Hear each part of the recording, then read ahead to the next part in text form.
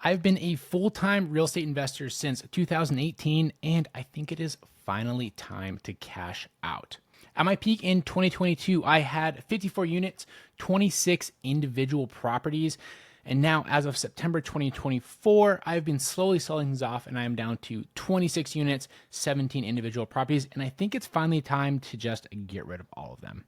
In this episode, I'm going to talk about a situational slash mathematical reason about why I'm choosing to get rid of all my properties, and it might make sense for you too as well. And I'm also going to talk about some macroeconomic factors of why I think it's probably a great time for everyone to potentially look at selling out. But first, if it's your first introduction to me, my name is Mike DeHaan. I am the host of the Collecting Keys Real Estate Investing podcast.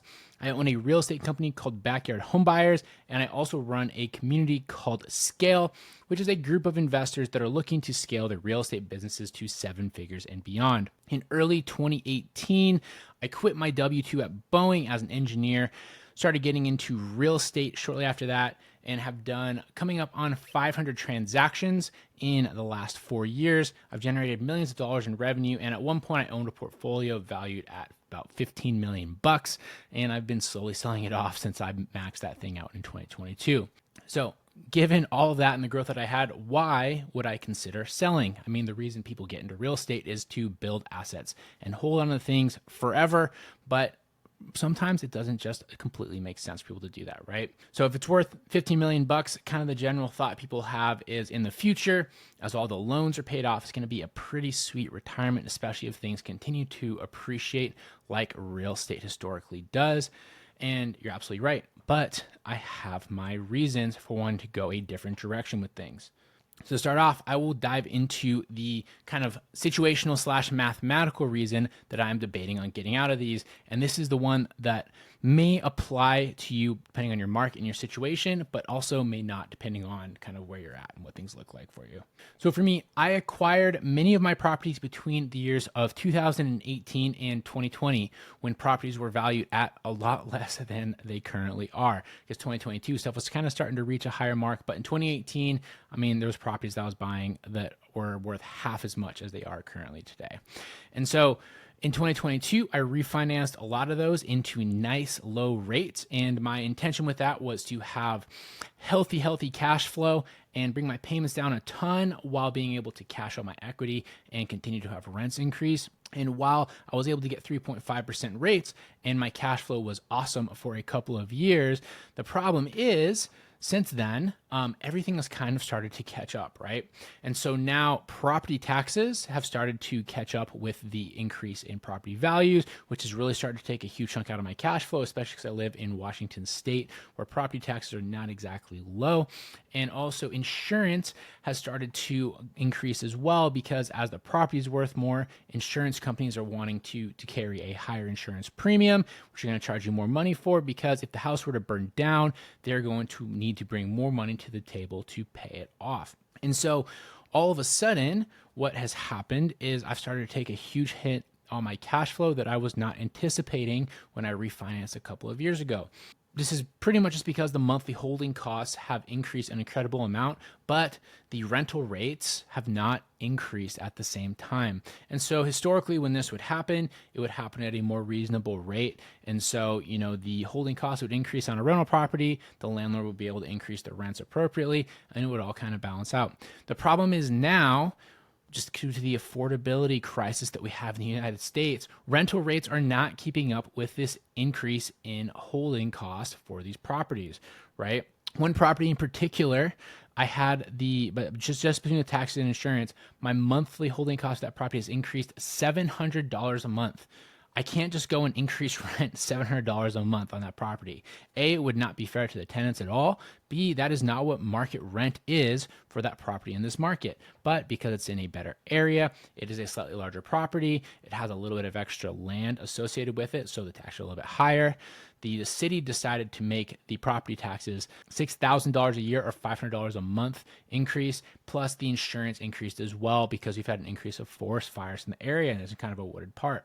And so that all of a sudden went from being a cash cow to making barely any money at all. ultimately what it's all panned out to is instead of having about $10,000 to $12,000 a month in passive cash flow, I have now gotten down to about half of that, which is unfortunate. And my return on equity in the property is down to 2 or 3%. Okay. And so I look at all that money that's tied up in there. I'm only getting a 2 or 3% cash on equity return. And all of a sudden, it doesn't make as much sense for me to just keep all of this equity parked there for what? When realistically, I can take that money, I can reinvest it in my wholesaling and flipping business, which already gets a repeatable return on that money every single month. I can take it, I can put it into notes and hard money loans, which I already do anyway with my scale community, and I can get a 12% return plus a couple of loan points, and just doesn't start to make sense from a cash perspective. And this isn't even considering the potential expenses that I will have outside of the holding costs, things like maintenance, things like general repairs that happen on property, things like capital expense items that will ultimately happen. That's not even taken into account. This is just if things go perfectly, my cash on equity return is down to a couple percentage points, and it just probably doesn't make sense for me to keep literally millions of dollars tied up into these properties for no realistic return and just hoping that things continue to grow.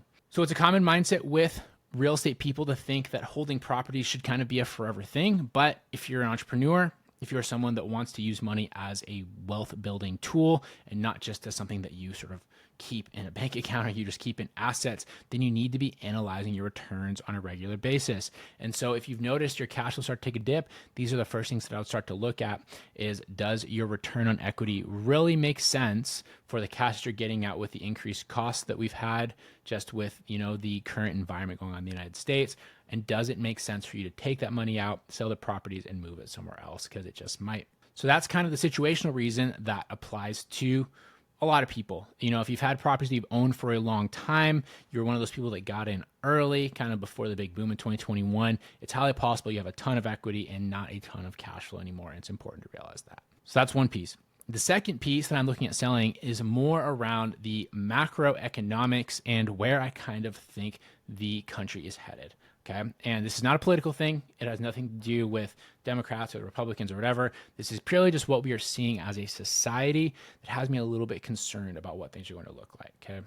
And so since the year 2020, we all remember what happened in the year 2020. I'm not going to say it outright because I don't want to get shadow banned or something about talking about this. We have seen an unbelievable societal shift in the United States. And I'm not talking like again, not political at all, but we have seen a massive widening of the wealth gap. And a lot of that is heavily driven by the real estate market. Everyone that was an owner before or during the boom has gained a ton of wealth, right? They saw that meteoric rise in their properties, whether that was their homes, investment properties, things like that. Everyone that didn't own any of those assets has missed out in comparison. And that's unfortunate, but that is the reality of the situation. To make things worse, due to a lot of millennials and Gen Zs and younger people who are now becoming the primary working force very, very quickly.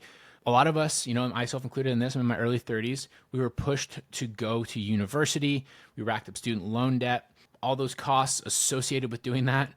We now have this huge missing population of trades workers and laborers because everyone kind of got pushed into white collar jobs, right? And sort of like traditional, go to school, work in an office, do that sort of thing.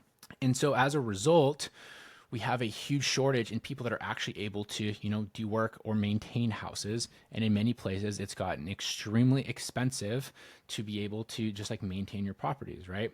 And so I'm anticipating kind of like all the traditional numbers that investors have normally used to, I would say, like project their expenses or project the growth on their properties to kind of like stagnate or honestly put it into an almost like a negative growth sort of situation, purely because the cost to just like own property in general is going and maintain property and keep it in a decent shape is going to increase so much that it will probably lead to the capital expenses outpacing the growth and appreciation of a property. And I strongly believe that like if you hold properties over the next 10 years or so, you're going to start to see like losses, like actual net losses, just because for you to do all of the basic things that will happen to a property in 10 years are going to cost more than the property values will grow. Because I do think we're going to be kind of in this stalemate. And so let me put this in numbers for you. Let's say you have a property that right now is worth $300,000. if it goes up in 10 years by 20%, which would be awesome, 2% per year, which at how flat things have been would be pretty dang reasonable because I don't expect any major growth. But let's give it a best case and say it's going to go up 20%, or we were 360K in 10 years. Okay. Over that 10-year span, you're realistically probably going to need to replace a roof, which has increased from what was about $7,000 5 years ago to now being up to $15,000 on a roof that I replaced recently, which was identical to the $7,000 roof 5 years ago. You're going to likely have to replace the HVAC system, which has increased from $6,000 to $12,000. Okay. You'll have general tenant and living wear and tear repairs that you will have to do from it being lived in for 10 years, which will include things like paint, like flooring, odds and ends with light fixtures, windows, things like that. I'm currently turning a unit that's about 1,500 square feet, and it's costing me $12,000 to do that. And now if you assume just a basic $2,000 a year for things like general maintenance, furnace filters, fixing dents in the walls, things like that, as well as an occasional vacant month when you're bringing in a new tenant. So that would be $20,000 over 10 years. All of a sudden you have $15,000 plus $12,000 plus $12,000 plus $20,000, $59,000 total dollars just to basically own and maintain that property. And if we go back, that all of a sudden is equal to that $60,000 worth of growth that happened with that property. Okay. Now, if you were to go back in time when these expenses were significantly cheaper and would have probably been half that or even less to do all these same items, sure, it could make sense. You could make $30,000, $40,000 on the growth of the house. But this is also with best case scenario on the appreciation, which I don't think is going to happen. We're also having current reality with the expenses, which I don't think are going to go down. Okay. We are not suddenly going to have cheaper labor, cheaper trade, right? Those things are going to stay expensive for the long term. And I think it's highly, highly possible that we will end up with a bunch of people who in 5, 10, 15 years from now have owned properties that are looking at a total net loss in their entire investment because they haven't been cash flowing because their taxes and insurance went up faster than rent did. And so they're not really cash flowing anymore.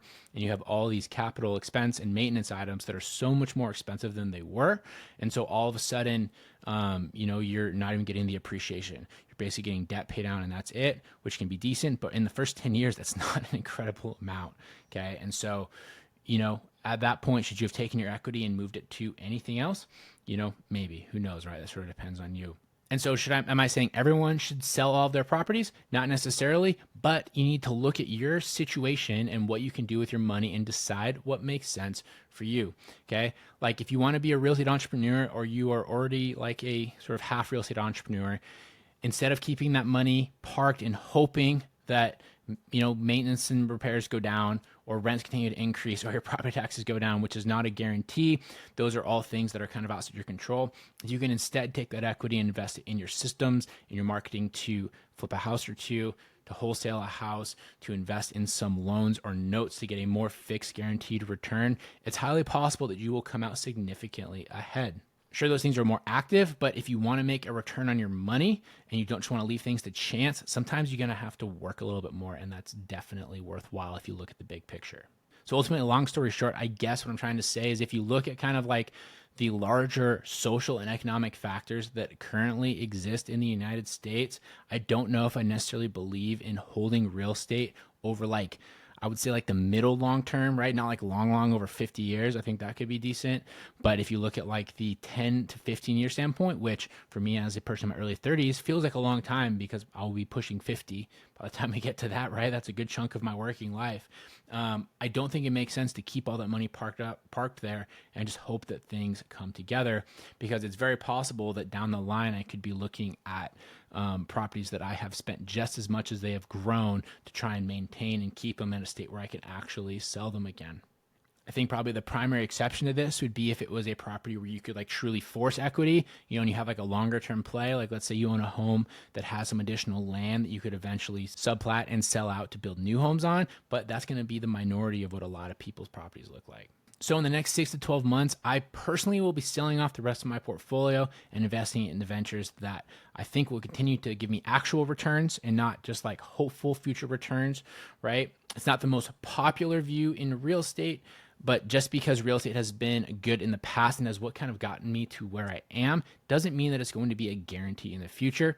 Pretty much anything that relies on growth that is completely outside of your control, such as, the entire US and global economy, needs to be taken with a little bit of a grain of salt, right? And keeping some money parked there is good, but if you were looking at the bulk of your net worth and the bulk of your cash availability being tied up in properties, and you are not doing anything to kind of multiply that you have control over, you're probably leaving a bunch of opportunity on the table. So it's up to you. You can decide if you want to take all of that precious equity that you have tucked away and leave it there, or you want to follow suit with me and sell things off and go and multiply it in some more active ventures. Who will be right in 10 years? I don't know, but I at least know that in the short and middle term, I will have total control over the growth that I get with that money. So hopefully that gave you some food for thought. Maybe it was even helpful for you. Regardless, you should go and comment on this video on YouTube. That would be great. You should also subscribe to me at all podcast channels that you listen to your shows. I'm on Spotify, I'm on iTunes, I'm on everywhere. And I would love to have a good conversation around this because I think it is a slightly unpopular opinion about real estate, but it is a very realistic thing that people should be thinking about. So appreciate you guys watching, and I'll see you next time.